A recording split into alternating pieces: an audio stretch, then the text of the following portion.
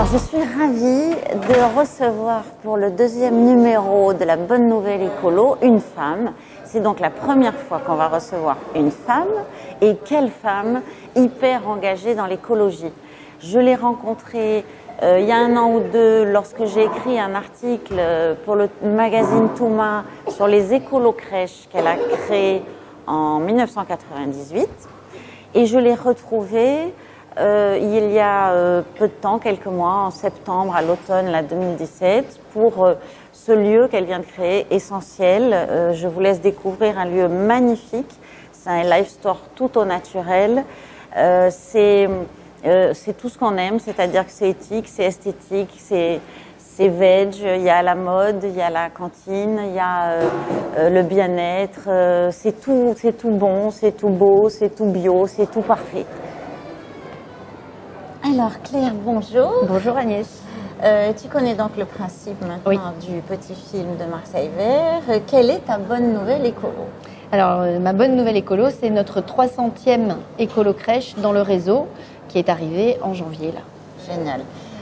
Donc les crèches écolo, en quelques mots, pour obtenir ce label, quel est le cahier des charges, on va dire? Alors ce label, c'est une démarche de progrès continu, donc il faut avoir fait des progrès dans 3 grands items environnementaux, l'alimentation, le bâtiment, les activités. Toutes les infos sont sur notre site. Et voilà, et avoir engagé toute l'équipe de la crèche et le faire savoir à l'extérieur. Oui, d'accord. Donc il y a de la sensibilisation déjà du personnel, des parents bien sûr, les enfants qui vont vivre autrement. Je pense notamment à tout ce qui est jeux, pâte à modeler, peinture.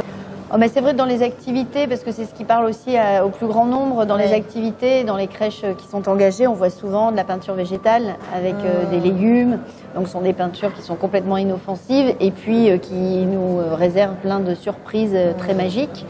Fabrication de pâte à modeler, voilà, les professionnels s'approprient tout ça pour ils développent leur créativité. C'est super. Comment t'es venue cette idée, puisque donc ça a été créé en 1998, j'ai vu. Donc peut-être que quand tu as eu tes enfants Oui, exactement. En fait, c'est la rencontre de ma passion, l'écologie pratique et la transition écologique avec la maternité. Donc mon premier enfant, Pablo, qui a 18 ans, et découvrir le monde de la petite enfance. Donc voilà. Et c'est comme ça que ça a commencé. Ça a commencé par des ateliers et puis petit à petit. De manière concrète. Donc ça a démarré à Marseille. Comment j'ai arrivé à le faire, à l'étendre? Parce que maintenant, c'est sur tout le territoire national. Oui, c'est partout en France.